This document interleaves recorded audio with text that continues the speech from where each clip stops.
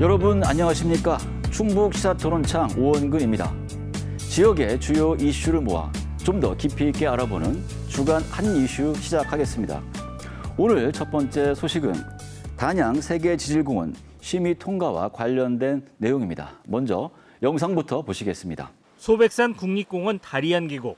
여느 계곡과 다를 것 없지만 수십억 년의 비밀을 간직하고 있습니다.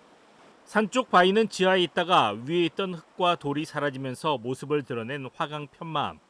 계곡 쪽 바위는 모래가 쌓여 만들어진 사암이 높은 온도와 압력을 받아 단단해진 규암입니다. 우리나라는 물론 세계적으로 보기 힘든 지질학적 명소입니다. 이 밖에 석회암 카르스트 지형과 각종 동굴, 판상 전리 등 단양의 지질학적 특성이 국제적으로도 인정받게 됐습니다. 베트남 까오방에서 열린 유네스코 세계지질공원 이사회 심의를 만장일치로 통과했습니다. 최종 지정은 내년 5월 유네스코 이사회에서 결정되지만 사실상 발표만 남은 상황입니다. 유네스코에서 지정한 세계지질공원은 48개국 213곳, 우리나라에는 제주와 경북 청송, 무등산과 한탄강, 전북 서해안 등 모두 5곳. 단양은 지난 2020년 국가지질공원 지정 이후 5년 만에 세계지질공원을 눈앞에 두고 있습니다. 자원개발, 광산개발을 통해서 지역 경제를 이끌어 나가던 시대에서 글로벌 스탠다드에 맞는 이런 관광도시를 계획할 수 있는 초석이 될 것으로 기대하고 있습니다. 유네스코 지질공원 인증은 국제적 명성을 가진 단순한 관광지 이상의 의미를 가집니다. 자연 환경을 보존하고 그 가치를 살리며 지역민과 상호작용해 그들의 삶을 향상하는 계획도 포함되며 지속 가능한지 4년마다 재인증을 받아야 합니다. 김문근 단양군수 모셨습니다. 군수님 안녕하십니까? 네, 안녕하십니까? 먼저 유네스코 세계지질공원이란 게 무엇인지 말씀을 해주시죠. 유네스코에서 정의하는 그 세계지질공원은 지질 과학적으로도 중요하고 예. 또 희귀성도 있어야 되고 또 아름다운 곳이어야 하는데 그중에서도 지질학적 가치는 물론이고 생태 고고학적이라든가 또 역사 문화적 가치가 있어서 이를 잘 보존하고 또 관광 교육을 통해서 주민 소득으로 이어지도록 유네스코에서 관리하는 공원이라고 말씀드릴 수 있겠습니다. 예. 단양군에서 세계지질공원을 추진하는 이유가 궁금합니다. 결국 생활인구 증가지요. 그 현장 학습 공간으로 활용을 해서 또 관광객을 늘리고 지역 경제를 활성화하겠다는 것, 또 나아가서 생태 고고학이라든가 교육, 역사, 문화적 측면에서 우리 단양 군민의 자긍심을 높여 나가는 그렇게 하기 위해서 추진했습니다. 예, 우리가 많이 알고 있는 국립공원, 도립공원 이런 공원 제도와 이 지질공원 제도 사이에는 그 차이점이 있을 것 같은데 어떤 차이가 있을까요?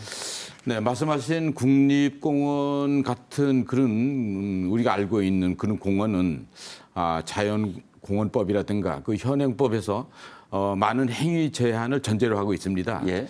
그런데 이 유네스코 세계지질공원은 규제라든가 또 행위 제한이 거의 없습니다.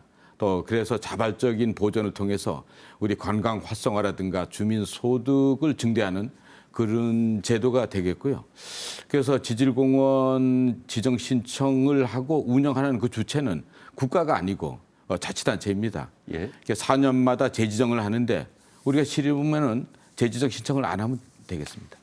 단양군 지질의 특징이라고 할까요? 어떤 장점이 있습니까? 예, 우리 단양군은 지질학적 측면에서 요약하면 두 가지 큰 특징으로 분류될 수 있습니다. 예. 먼저 바다가 융기돼서 이루어진 곳이라는 점, 그리고 두 번째는 세계적인 카르스트 지형이라는 그 두 가지 특별함이 있는데 우선 먼저 바다가 융기된 측면을 말씀드리면은 약 3억 년 전쯤에는 우리 단양이 과거에는 지구의 적도 부근에 얕고 따뜻한 바다였답니다. 그래서 바다 생물들이 쌓여서 석회암이 되고 또 석회암이 용해되고 침식되고 풍화를 거쳐서 카르스트 지형이 된 것인데 카르스트 지형은 그 다 아시다시피 석회암, 우리 단양에 석회석이 많아서 시멘트 사가 많이 있고 또 고추동굴부터 동굴이 많이 있고 돌린내라는 것이 우리 시골에서는 못밭이라 그랬는데 그런 것이 또 수천 개가 있습니다. 그리고 테라로사라는 전문 용어인데 쉽게 하면 황토흙입니다. 예. 단양에는 황토흙이 많이 있어요. 그래서 우리 단자가 단양할 때 단자가 붉은 단자 쓰거든요. 그런 그 큰 차이점이 있고 또 고고학적인 측면에서 본다면 우리 단양에는 금굴이라든가 수양계 유적, 또 적성비, 또 적성비 주변에 고분군들도 있다는 측면, 또 역사 문화적인 측면에서 본다면은 구인사라든가 또 소백산 천문대, 또 시름섬 스토리 이런 것이 있고 또 무엇보다 또 관광 측면에서 가장 아름다운 곳이라는 것은 아시다시피 단양 팔경을 비롯해서 또 패러글라이딩, 또 수상 레포츠 이미 그 유명한 많은 부분이 있습니다. 이러한 특징들이 바로 그 유네스코에서 추구하는 가치와 잘 부합된 것 같습니다. 단양군 지질의 특징을 잘 말씀해 주셨는데요. 네. 이런 지질 명소 어디 가면 볼 수 있습니까? 예, 우리가 지정 신청을 할 때 43개소 핵심 명소를 신청했는데 그중에서 몇 곳만 한 대여섯 군데만 말씀을 드리면은 횡화습곡이라는 데가 있습니다. 예. 우리 단양읍 상진대교 밑에 국도 절개지가 있는데 한 200m쯤 됩니다. 여기에는 아주 다양한 지질 구조가 아주 선명하게 드러나 있고 예를 들면 마그마가 관입됐다든가 또 단층, 전리, 아까 말씀드린 건 테라로사 이런 것들이 학교 교과 과정에서 배우는 모든 구조의 지질적 특징들이 한 곳에 다 관찰이 가능하다는 것. 또 나가서 지구의 지각 운동, 또 한반도의 지각사가 요거 한 페이지에 다 나올 수 있는 그런 아주 특징이 있는 사회교육, 학교교육의 중심이 될 수 있다고 보고요. 두 번째는 그 다리안 연성 전단대라는 곳이 있습니다. 바로 다리안 계곡 입구에 있는데 이곳은 그 보시다시피 그 지나다 보면 그냥 평범한 계곡에 불과합니다. 그런데 꿈보다는 해몽이라 할까 그 바로 아래에 있는 암석과 위에 있는 암석이 약 13억 년 정도 차이 나는 역전 현상이 일어난 거죠. 세계적으로도 이러한 곳이 참 아주 희귀한 경우라서 논문이 이곳과 관련된 논문이 세계적으로 450여 편의 논문이 발표되었고요. 예. 정말 희귀하고 경이로운 곳이 되겠습니다.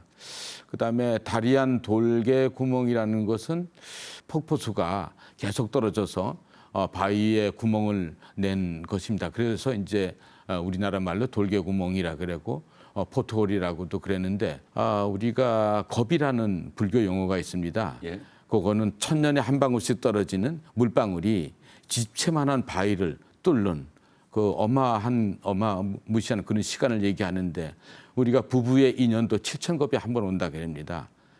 인연의 소중함을 느끼는 바로 이 돌개 구멍에서 그런 그 인문학적 그런 측면도 있겠습니다. 또 마지막으로 그 돌리네입니다. 우리 지역에서는 못밭이라고도 하는데 예. 이런 것이 수천 개가 있습니다. 지하 어딘가에 석회암이 있는데 몇백 미터 안 보이는 밑이 될 수도 있겠죠. 그 석회암이 녹아서 넓은 홀이 안에 깊숙하게 이제 생겼고 이것이 주저앉아서 지표에서 넓은 싱크홀이 이루어진 거죠. 그래서 오목한 그 밭인데 이 밭이 이제 비가 많이 오게 되면 저수되지 않고 아주 빠르게 그 예. 지하로 다 배수가 되고 있습니다. 그래서 이런 밭을 그 비가 오면은 그 농사 짓는데 검정색 비닐 같은 게 그 안에 많이 빨려 들어가고 있습니다. 그래서 이 구멍으로다가 끝없이 빨려 들어가고 있는데 이런 곳이 우리 단양에 아주 많이 있습니다. 그런 그 주요한 몇 곳이 특징이 되겠습니다. 예. 단양군이 유네스코 세계 지질공원에 지정될 자격이 있는지 현장 평가단이 직접 단양군을 답사했고 지난달 9월에 심의를 통과했습니다. 그동안 고생이 많았을 텐데 어떻게 준비하고 추진해 왔는지 궁금합니다. 예, 우리 단양의 지질공원이 지난 2020년도에 우리 국가 지질공원을다가 이미 인정이 돼 있었죠. 예. 그래서 세계 지질공원을 신청하기 위해서는 7단계에 이르는 심사 항목이 아주 복잡합니다. 그걸 철저히 분석해서 준비를 했고요. 그래서 43개소의 우리 지질 명소를 발굴해서 또 인프라 시스템, 또 예를 들면 또 센터 설립이라든가 협의회를 발족한다든가 해설사를 양성하고 또 안내판도 정비하는 이런 시스템을 좀 많이 보강을 했고요. 또 교육청과 또 협약을 통해서 학교 교육 또 사회 교육을 관광을 염두에 두고 그런 기반을 마련했고요. 아시다시피 유네스코라는 말이 이제 유엔 산하에 그 에듀케이션, 예. 또 컬처, 또 사이언스 이런 거에 준말이기 때문에 유네스코 지질공원은 지질만을 목적으로 한 것이 아니라 교육이라든가 과학이라든가 문화라든가 뭐 천문, 고고, 역사 이런 관광까지 많은 부분을 요구하고 있습니다. 그래서 유엔에서 추구하고 있는 그 우리 지속 가능한 우리 사회를 만드는 사업 이런 사업을 많이 제시를 했죠. 그래서 이런 점을 바로 이사회에서 높이 평가해서 만장일치로 통과되지 않았는가 싶은데 현장 평가할 때 우리 많은 기관단체 주민들께서 협조해 주셨는데 이 자리를 통해서 감사 말씀을 드리고자 합니다. 예. 유네스코 세계 지질공원 지정 어떤 의미가 있다고 보십니까? 우선 우리 단양군이 세계화할 수 있는 세계로 나갈 수 있는 기회를 마련했다. 또 우리 단양의 가치를 세계에서 인정했다는 것이 중요하다고 생각합니다. 예. 또 그래서 이런 과정을 통해서 우리 국민의 자긍심을 높이고 예양심도 높이는 그런 계기가 될 것이라고 확신합니다. 예, 세계화, 단양군이 세계화의 의미가 네. 있다 이렇게 말씀해 주셨습니다. 내년에 이제 유네스코 세계 지질공원 지정이 된다면 어떤 점이 달라질 걸로 보십니까? 네, 아마 많은 부분이 달라질 것으로 예상을 하고 있습니다.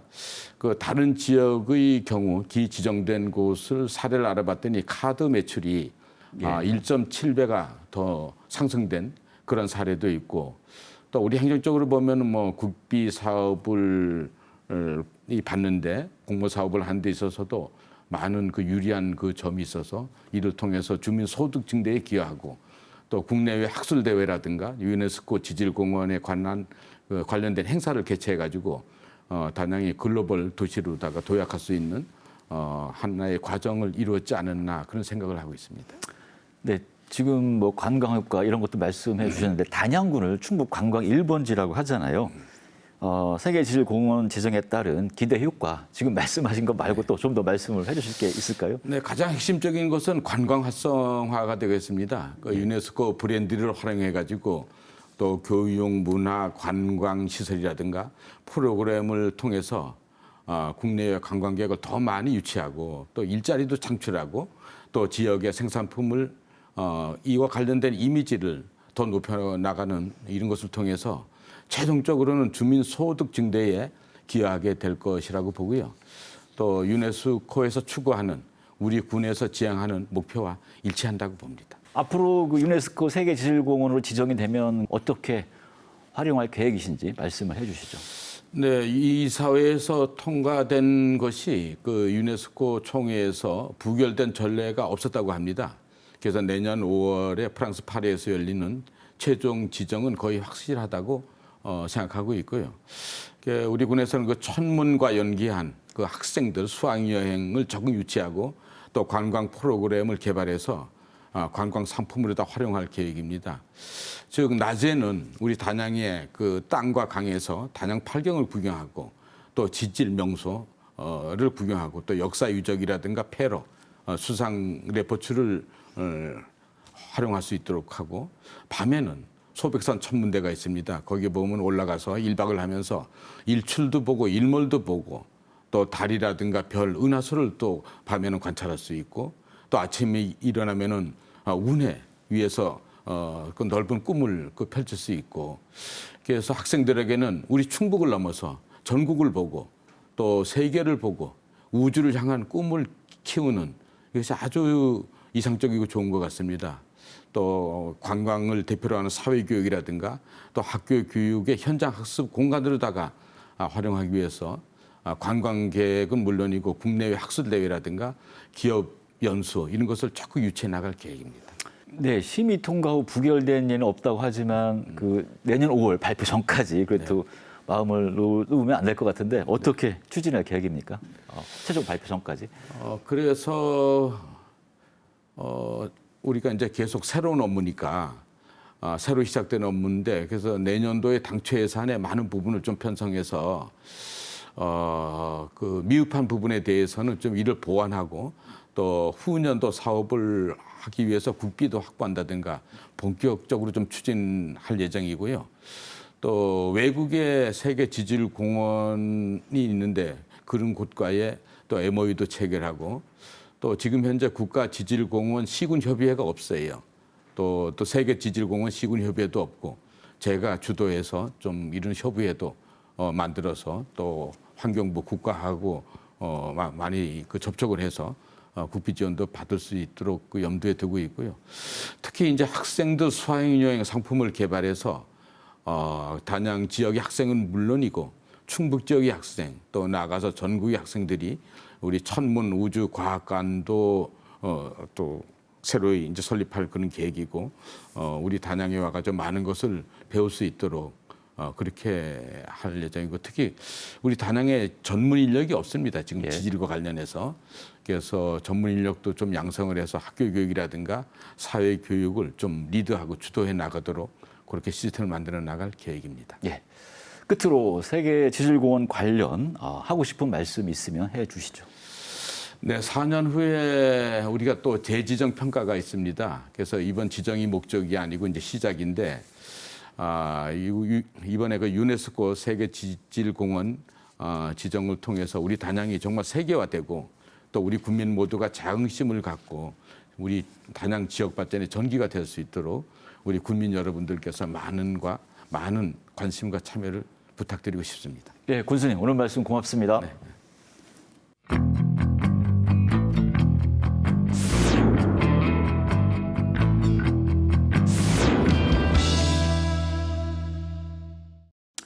(10월 9일) 한글날을 맞이해서 최근 훈민정음 관련 조례를 추진하고 있는 청주시의회 이상조 의원 모셨습니다. 안녕하세요. 안녕하세요. 청주와 훈민정음 어떤 네. 연관이 있는지 의아해하실 분들이 좀 계실 텐데요. 이번 조례를 추진하게 된 이유 말씀해 주시죠. 예, 세종대왕께서 눈병 치료를 위해서 우리 청주 초정에 방문하셨다는 사실은 많이들 알고 계실 텐데요. 예. 사실은 청주가 세종대왕께서 훈민정음을 연구하신 그 서울을 제외한 유일한 도시라는 이런 사실은 많이들 모르시는 것 같습니다. 예. 세종대왕께서 1443년 12월 30일에 훈민정음을 이제 창제하시고 예. 그 이듬해인 1444년에 우리 청주 초정에 120여일간 머무르면서 훈민정음과 관련된 이제 연구를 많이 하신 거죠. 발음 기호도 만들고 요즘 말로 하면 일종의 베타 테스트를 이제 하신 겁니다. 예, 예. 그리고 나서 1446년에 우리가 흔히 훈민정음 해례본이라고 하는 훈민정음을 이제 반포하셨죠. 예. 그래서 이러한 그 역사적 사실, 청주가 훈민정음과 관련된 가장 유서 깊은 도시라는 사실을 우리 시민들이 좀 많이 알았으면 좋겠고, 이런 유서가 깊은 도시인 만큼 우리 시민들이 좀 더 훈민정음, 한글과 관심을 가지고 사랑하고 또 이거와 관련된 연구 그리고 더 나아가서는 관광 콘텐츠로 만드는 것에 우리가 법적 근거를 마련해 주기 위해서 이런 조례를 준비하게 됐습니다. 예, 저도 청주가 훈민정음 창제와 관련이 있다는 예, 사실 예. 지금 오늘 처음 듣게 됩니다. 예. 이 조례안 의원님이 대표 발의하셨죠. 그동안 네, 네. 어떤 과정을 거치셨는지 궁금합니다. 예, 이제 관련 전문가분들 그리고 관계 공무원분들하고 간담회도 가졌고요. 지난 89회 임시회에서 조례 발의를 한 상태입니다. 그리고 앞으로 이제 토론회, 시민들과의 토론회 등을 거쳐서 다음 달이죠. 제90회 청주시의회 임시회에서 조례를 심의할 예정입니다. 네, 세종대왕께서 초정에 머물렀다는 역사적 기록에 따라서 초정 행궁도 재현했고 세종대왕과 초정약수 축제도 하고 있죠. 네네네. 근데 이제 청주가 훈민정음과 어떤 관계가 있는지 아까 잠깐 말씀해 주셨지만 네. 좀 더 구체적으로 말씀을 해 주시죠. 예, 세종대왕의 업적 중에서 뭐 여러 가지 업적이 있지만 가장 큰 것이 이제 한글 창제죠. 예. 훈민정음 창제인데 이렇게 큰 업적이 우리 청주 초정에서 이루어졌다고 하는 역사적 기록이 있음에도 불구하고 사실은 이러한 점이 잘 알려져 있지 않습니다. 초정 행궁이라든지 세종대왕과 초정야수 축제 같은 것들이 이루어지고 있는데 예. 많은 예산이 투입되고 있죠. 하지만 이러한 것들이 지금까지는 모두 관광적인 측면에서 접근을 하고 있었던 것이 사실입니다. 그래서 우리 지역 주민들 사이에서도 초정 그러면 세종대왕이 눈병 치료를 위해서 왔다 간 곳이다 이렇게만 알고 있거든요. 그래서 우리 사실은 이 세종대왕과 초정야수 축제를 우리가 하고 있지만 세종시 전이면에서도 그 왕해물 축제라는 걸 하고 있거든요. 예, 예. 사실 그리고 그게 기록이 더 시작한 지도 더 오래됐습니다. 그래서 실록에도 초정에 머무는 동안 초정약수 축제를 초정약수를 사용해서 눈병 치료를 했지만 사실 거기보다 더 중요한 사실은 방점을 우리는 훈민정음 창제에 두어야 한다.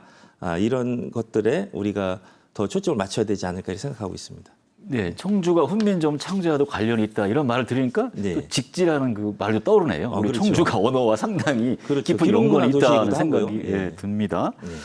세종대왕께 초정에 머물렀다는 사실은 이미 알고 있지만 훈민정음 작업을 했다는 이야기는 많이 들어보지 이제 못했습니다. 갑자상소라고 하는 부분인데요. 1443년 12월 30일 날 세종대왕께서 훈민정음을 이제 창제하셨는데 그 이후에 청주 초정에 방문해서 120여일간 머물면서 훈민정음 관련된 연구를 더 깊게 진행하려고 하니까 1444년 2월 20일에 집현전 부재학, 최만리 등 7인이 이제 상소를 올리는데요. 제가 예. 잠깐 내용을 소개해드리면 예. 또한 이번 청주 초수리에 거동하시는데도 임금께 올리는 공무도 의정부에 맡기셨는데 업문 같은 것은 나라에 급하고 부득이하게 시간을 맞출 일도 아니온데 어찌 이것만은 행제소에서 이 행제소가 이제 초정행궁이죠. 예, 예. 급히 하시어 몸을 보살핌에 번거롭게 하시나이까 신들은 그 오름을 더욱 알지 못하겠나이다. 이제 이런 내용을 볼 때 임금의 행정 권한마저 이제 의정부에 맡기고 초정에 와서는 훈민정음의 완성을 위해서 굉장히 노력하셨다. 이러한 점을 알 수가 있습니다. 예. 이번에 추진하고 계신 조례 이름이 청주시 훈민정음의 가치 보존 및 진흥을 위한 조례인데요. 예. 어떤 내용이 들어가 있습니까?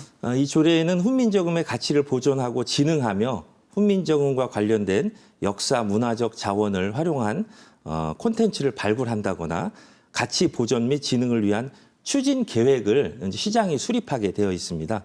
그래서 훈민정음과 관련된 자료를 수집하거나 실태 조사를 통해서 나중에 이게 이제 관광 콘텐츠로도 발전할 수 있도록 그런 내용을 담고 있습니다. 청주시 훈민정음 관련 조례가 전국 최초라고 들었는데요.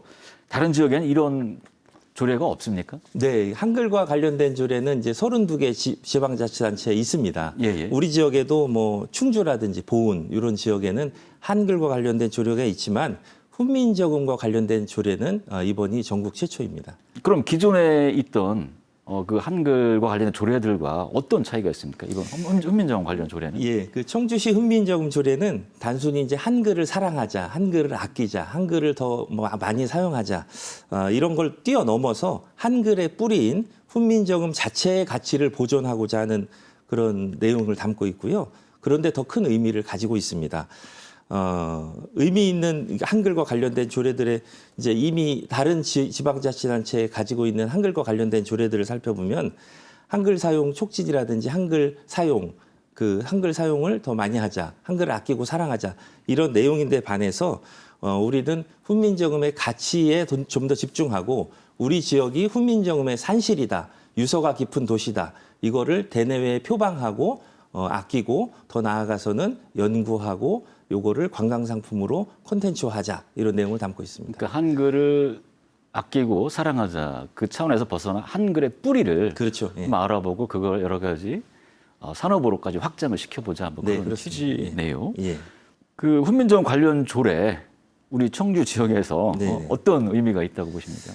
이미 이제 청주는 직지로 유명한 도시잖아요. 아까 예, 예. 말씀하셨지만은 그래서 우리 또 기록문화 도시이기도 하고요. 그렇죠. 훈민정음이 우리 청주에서 그 마무리됐다, 완성하는 기초가 됐다라는 점을 우리 많은 시민들이 알고 이 모든 것들의 기반이 이제 역사적, 관광적, 문화적으로 우리 청주를 대표하는 어떤 가치로 재탄생했으면 좋겠다는 어떤 그런 생각을 갖고 있습니다. 네, 이번 이제 조리안을 좀 더 구체화하고 많은 분들이 공감할 수 있는 그 내용으로 만드셔야 될 것 같은데요. 네네. 이 조리안 앞으로 어떻게 되는 겁니까? 지난 8월에 이제 전문가와 관계 공무원들과 간담회도 가졌고요. 또 시민들과의 토론회 등을 거쳐서 우리 지역에서 훈민정음과 관련된 도시라는 점을 대내에 표방하고 앞으로 우리 시가 훈민정음 나아가서는 이제 한글과 관련된 콘텐츠를 더 개발하고 또 시민들에게 알리고 전국적으로 훈민정음 도시라는 어떤 명성을 얻기를 희망하고 있습니다. 네, 직지 도시에 이어서 훈민정음 도시라는 그런 명성을 얻었으면 좋겠습니다. 끝으로 훈민정음 조례 관련 하고 싶은 말씀 있으면 해주시죠. 이제 세종시가 사실 그 도시 이름이 그 세종대왕의 묘호를 이제 사용하고 있는데요. 그런 어떤 도시적인 특징을 살려갖고 굉장히 한글과 관련된 콘텐츠에 관심을 많이 가지고 있습니다. 하지만 우리 청주가 세종대왕께서 훈민정음 창제와 관련돼서 초정에 업무를 다 120일간 미루고 내려와서 한글 창제에 몰두하셨다는 사실, 이런 역사적 기록이 있는 도시로서 훈민정음 하면 청주, 한글 하면 청주, 이런 어떤 도시로 거듭나기를 희망하고 있습니다. 예. 예, 의원님 오늘 말씀 고맙습니다. 예, 고맙습니다.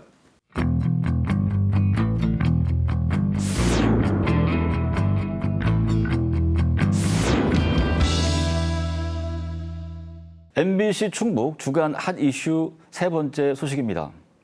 지난 6월 여성가족부가 교제폭력 방지 대책을 내놓았지만 역부족이라는 평가를 받고 있는데요. 최근 유명 먹방 유튜버가 전 남자친구에게 4년간 폭행을 당하고 수익을 빼앗겼다는 안타까운 소식도 있었죠. 교제폭력으로 희생되는 사람들이 계속 나오고 있지만 대책은 그 속도를 따라가지 못하고 있는데요. 먼저 관련 영상 보시겠습니다. 한 남성이 상가 밖으로 황급히 나가 골목길로 사라집니다. 56살 남성이 대낮에 연인을 무참히 살해하고 달아났습니다. 이 남성은 검찰 조사에서 피해자가 헤어지자고 말해 살해했다고 말했습니다. 숨진 여성은 이 남성과 다툼이 잦았고 사건 발생 2달 전부터 경찰에게 3차례나 신고했지만 한 차례 경고 조치 이외에는 보호받지 못했습니다. 지난 7월 충주에서도 비슷한 일이 벌어졌습니다. 연인과 다투다 경찰에게 분리 조치를 받은 50대 남성이 이별을 통보한 여성을 찾아가 살해했습니다. 이렇게 연인 간 교제 폭력이 강력 범죄로 이어지는 사례가 잇따르고 있습니다. 일반적인 폭행과 달리 쉽게 신고하기 어렵고 신고한 뒤에도 가해자와 관계를 쉽게 끊어낼 수 없는 경우가 많습니다. 지난해 충북에서 신고된 교제 폭력 수는 1,789건, 1년 전보다 33%나 증가했습니다. 하지만 현행법에는 교제폭력 가해자를 따로 처벌하는 내용은 없습니다. 주로 폭행이나 협박으로 처리되는데 피해자가 원치 않으면 처벌할 수 없는 반의사 불벌죄입니다. 피해자는 보복이 두려워 처벌 의사를 밝히지 못하는 건데 피해자 의사가 확실하지 않다는 이유로 경찰 대처는 소극적인 경우가 많습니다. 또 교제폭력 피해자는 스마트워치나 임시거처를 받을 수 있지만 가해자에게 너무 많은 정보가 노출돼 있어 범죄를 막는 데는 한계가 뚜렷합니다. 이 때문에 전문가들은 스토킹 처벌법이나 가정폭력 처벌법처럼 교제폭력 가해자를 분리 조치하고 처벌하는 법적 장치가 필요하다고 말합니다. 네, 박재성 변호사 모셨습니다. 안녕하십니까? 안녕하세요. 흔히 데이트 폭력, 네. 교제 폭력이라고 하는데 어떻게 정의할 수 있을까요? 연인 관계이거나 지금 서로 호감을 가지고 만나는 남녀 사이에서 일방이 다른 일방을 상대로 해서 신체적 폭력, 정서적 폭력, 언어적 폭력, 경제적 폭력 등 일체의 어떤 폭력 행위를 다 아우르는 그런 개념인데요. 예. 이건 법적인 어떤 개념은 아니고요. 왜냐하면 아직 이에 관한 법이 아직 없기 때문에 우리가 일상적으로 쓰는 통념적인 어떤 용어라고 생각하시면 됩니다. 근데 여기에 더해서 상대방을 감시하거나 그를 통제하거나 하는 이런 일체 행위까지 지금 교제 폭력에 해당된다고 보시면 될 것 같습니다. 네, 아주 넓게 정의할 수 있군요. 예. 앞에 말씀드린 유명 먹방 유튜버를 비롯해서 이 교제 폭력 기사를 간간히 네. 볼 수 있는데요. 최근 현황을 좀 짚어볼까요? 일단은 방금 전에 보신 그 방송에서 나온 것처럼 지금 충북 같은 경우에는 전년 대비, 그러니까 2024년 아직 통계는 안 나왔고요. 예. 2023년을 기준으로 했을 때 전년 대비 약 33% 증가했다고 지금 나왔습니다. 예. 그러니까 이 수치는 일단 신고된 건수를 기준으로 한 거고요. 물론 그 과정에서 일부는 무혐의가 될 수도 있고 뭐 증거불충분이 될 수도 있고요. 예. 일부는 이제 처벌을 받겠지만 어쨌든 신고 건수는 점점 늘어나고 있는 상황이고 이거는 전국적인 추세도 역시 비슷합니다. 전국적으로도 통계 자료가 올해 4월 달까지 나온 자료를 최근 5년치를 비교해 봤을 때 소폭 증가하는 추세를 보이고 있고요. 예. 그 유형별로 따져봤을 때는 폭행 상해가 압도적으로 제일 많습니다. 예, 예. 그 다음으로 감금 협박, 그리고 성폭력, 그리고 경범죄 등 순으로 이렇게 있는데요. 한 가지 또 어떤 점을 말씀드리고 싶냐면요. 이 연령대가요. 예, 예. 이제 보통 우리가 교제 폭력이라고 하게 되면 젊은 사람들 사이에서 이루어지는 게 아닐까? 그 말 맞습니다. 예. 통계를 보니까 그 20대가 한 36%로 전 20대부터 60대까지 통계 자료 중에 가장 많긴 합니다. 그런데 30대, 40대, 50대, 60대, 특히 40대에서 60대, 이 40대에서 60대까지 어떤 그 수치를 합치면은 거의 20대의 교제폭력 수치에 버금갈 정도로 이게 절대로 나이가 젊은 사람들, 연령층에서만 발생하는 범죄다라고 하는 인식은 이제 그릇된 인식인 것 같고요. 그리고 또 한 가지, 대부분 남자가 가해자인 건 맞습니다. 예. 근데 통계 자료에 따르면, 물론 이건 신고된 내용을 바탕으로 한 겁니다만, 남자가 한 7, 여자가 한 6, 남자가 7, 여자가 3. 그러니까 일부 여성들도 가해자로서 교제폭력을 하는 사례가 있다라는 점도 좀 말씀드리겠습니다. 예. 교제 폭력이 지금 소폭 증가하고 있다 이렇게 말씀을 하셨는데 이렇게 교제 폭력이 발생하는 원인 어디에 있다고 보십니까? 일단은 아직까지 그 가부장적인 어떤 사고 방식 그리고 상대방을 이 사랑한다라는 개념, 물론 이게 사랑이라는 개념 자체가 참 딱 부러지게 정의하기는 어렵죠. 예. 근데 이 사랑과 소유욕을 혼동하는 경우가 있습니다. 그러니까 내가 너를 사랑하는데 왜 나를 떠나려고 해? 그리고 거기서 더 나아가서 내가 하라고 하는 대로 해야 돼.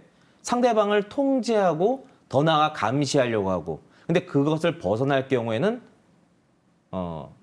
서로 의견을, 그러니까 대화를 통해 이 문제를 해결해야 되는데 그게 아니라 폭력을 행사하고 그리고 나와 헤어지자는 말을 들었을 때는 상대방이 나를 싫다고 했을 때 그걸 수용할 수 있는 마음의 준비가 안 된 겁니다. 즉, 왜? 그건 나에 대해서 너가 나한테 어떤 일종의 모욕감을 주는 거야? 내가 그동안 너한테 잘해준 게 얼만데.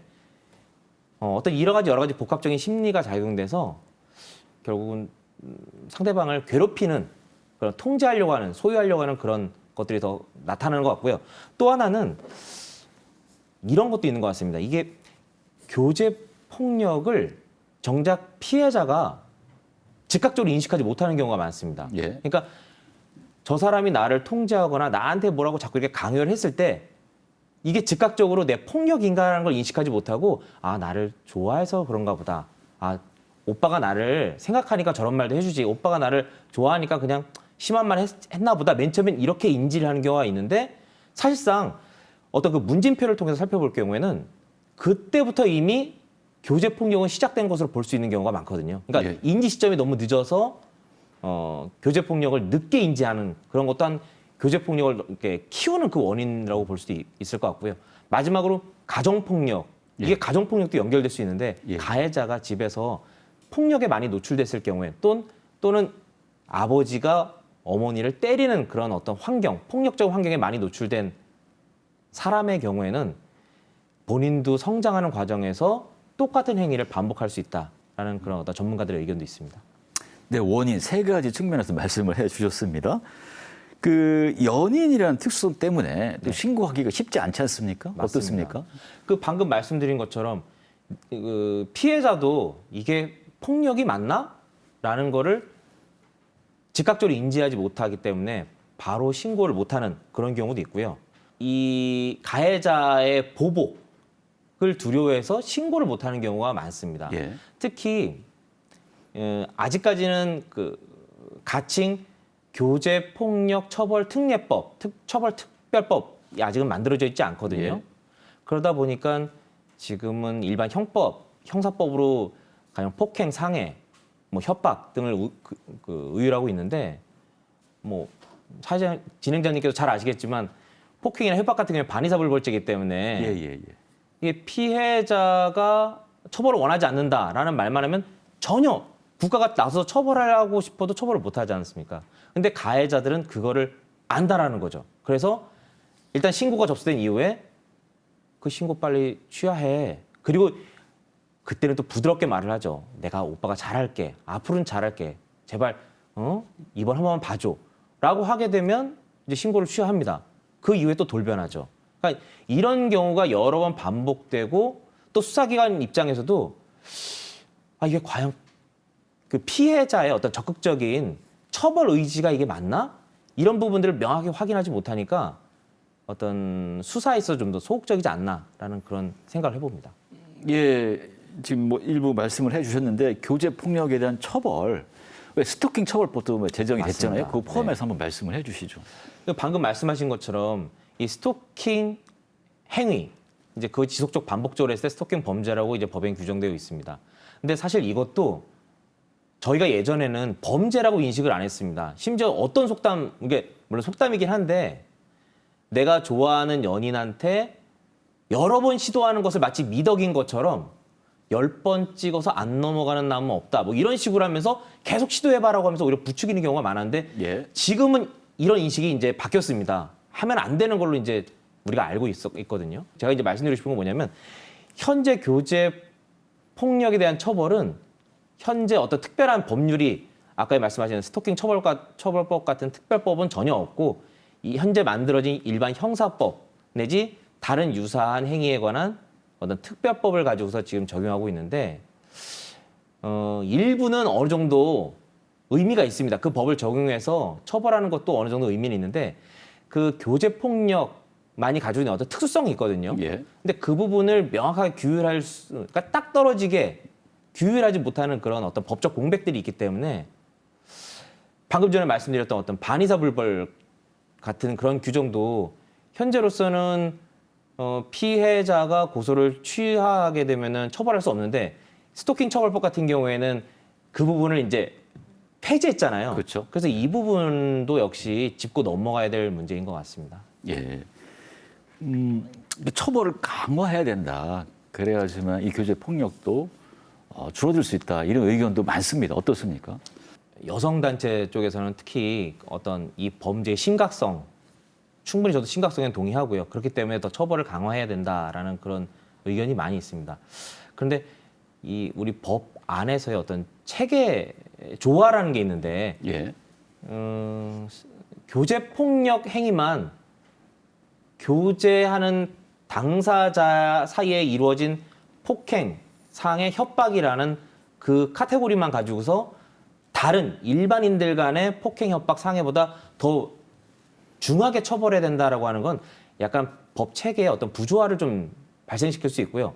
과연 강한 처벌만이 피해자를 보호하는 완벽한 장치일까라는 의문도 있습니다. 그래서 저는 개인적으로는 강한 처벌도 물론 우리가 고민해봐야 되긴 하지만 더 중요한 건 피해자에 대한 보호 조치, 피해자에 대한 신변 보호, 그리고 피해자가 피해를 호소했을 때 즉각적으로 경찰이 도움을 줄 수 있는 이러한 구조체계 등이 먼저 시급히 마련돼야 될 것 같고요. 이거는 따로 특별법을 지금 만들면 더 좋지만 만들지 않았다 하더라도 정부나 지자체가 좀 협의를 해서 뭐 아니면 자치경찰의 어떤 그 공권력을 동원해서라도 충분히 이 부분은 협의가 가능하다고 저는 생각이 되거든요. 그래서 예. 일단 치안, 특히 교제 폭력에 대한 어떤 조사나 신고 시 즉각적으로 대응할 수 있는 그 대응책을 먼저 마련해야 된다라고 저는 생각합니다. 예, 피해자 보호도 말씀을 해주셨고 대응책도 말씀해 주셨는데 그 밖에 아쉬운 점, 부족한 점이 있다면 어떤 것들이 있을까요? 피해자에 대한 신변 보호 조치가 현재로서는 좀 완벽하지 않다. 물론 완벽이라는 기준 자체가 좀 모호할 수는 있지만 예. 이 교제 폭력의 특성이 가해자가 피해자에 대한 구체적인 정보, 세밀한 정보를 다 알고 있다라는 거예요. 예. 그래서 신변 보호 조치를 취할 때 일반 어떤 다른 범죄의 신변 보호 조치보다는 좀 더 각별한 그런 세심한 배려가 필요할 것 같고요. 그리고 가능하다면은 민간 경호 예. 어떤 그런 서비스를 좀 지원하는 것 어떨까? 왜냐하면 경찰이 사실 경찰력에도 어떤 한계가 있다고 저는 보여져요. 근데 그 모든 걸 경찰력으로 다 커버한다라는 건 저는 사실 좀 무리가 있다고 보여지고 그렇다면 어떤 예산을 통해서 어떤 민간 경호 어떤 일시적이라도 뭐 한 달이든 몇 달이 이렇게 그 고위험군에 대해서는 좀 보호해 주는 것이 어떤가라는 그런 생각이 있고요. 한 가지 더 말씀드리면은 이 충청북도의 조례 중에 충북도 여성폭력 방지 및 피해자 보호 지원 조례가 있다고 합니다. 예, 예. 근데 지금 여성 단체에서도 이 조례를 지금 법은 없으니까 이 조례라도 좀 개정을 해가지고 여성폭력 범죄로서 이 교제폭력 피해자를 좀 더 두텁게 보호해야 된다라는 그런 의견을 내놨는데 저도 이 부분에 좀 찬성이고요. 도의회에서 이 조례 개정을 좀 신속하게 해야 될 것 같습니다. 네, 아까도 말씀을 하셨지만 그동안 여러 번 법 제정을 시도했지만 뭐 무산됐습니다. 그죠? 네. 법 제정에 어떤 내용이 들어가야 된다고 보시는지 말씀을 해 주시죠. 제가 확인한 바에 따르면 21대에서 이제 발의된 그 교제폭력 처벌 특별법 가칭인데요. 근데 이 법 안에 구급대원 내지 의료인이 이 교제폭력 사실을 인지했을 경우에는 신고해야 한다. 그러니까 수사기관이 알 수 있도록, 그러니까 피해자가 신고를 못할 경우도 있을 수 있으니까 그러한 어떤 징후가 보여지면은 신고해야 된다라는 신고 의무를 추가했거든요. 그래서 저는 이 부분은 좀 긍정적이라고 보여지고요. 그런데 반의사불벌죄 조항을 여전히 두고 있더라고요. 이 특별법에서는. 예. 사실 스토킹 처벌법도 맨 처음에 반의사불벌죄 조항이 있었거든요. 그러니까 아무래도 교제폭력, 서로 사귀는 관계였으니까 피해자에게 뭔가 결정권을 주자라는 그 취지는 충분히 공감하는데 이것이 한편으로는 역으로 피해자한테 2차 피해를 가할 수 있는 요인이 될 수 있거든요. 그래서 저는 저뿐만 아니라 시민단체에서는 이 반의사불벌죄 조항은 폐지해야 되는 것이 맞다. 그것이 오히려 피해자를 보호하는 방안이 된다라는 그런 의견인데 저도 여기에 동의합니다. 예. 교제 폭력을 막기 위해서 예방 교육도 중요하다고 봅니다. 예방 교육을 포함해서 끝으로 교제 폭력과 관련해서 하고 싶은 말씀 있으면 해 주시죠. 그 사회적 인식이 저는 제일 먼저 바뀌어야 된다고 생각합니다. 이 교제 폭력이라는 것을 단순히 사랑 싸움 정도로만 치부해서는 안 될 것 같고요. 뉴스에서 연인 간에 나와 헤어진다는 이유로 심지어 살인까지 왕왕 벌어지고 있거든요. 예. 그걸 저희가 보고 있기 때문에 이제는 시대가 바뀌었고 더 이상 교제 폭력은 이거는 범죄다. 명백한 범죄라는 인식을 꼭 가지셔야 될 것 같습니다. 네, 사회적 인식이 중요하다는 말씀해 주셨습니다. 오늘 말씀 고맙습니다. 네. 심각해지는 교제 폭력, 피해자 보호를 위한 현실적인 대책이 필요해 보입니다. 사각지대는 없는지 좀 더 세심하고 꼼꼼한 대책이 마련되어야 하겠습니다. 충북 시사토론창 주간 핫 이슈 여기서 마칩니다. 시청해주신 여러분 고맙습니다.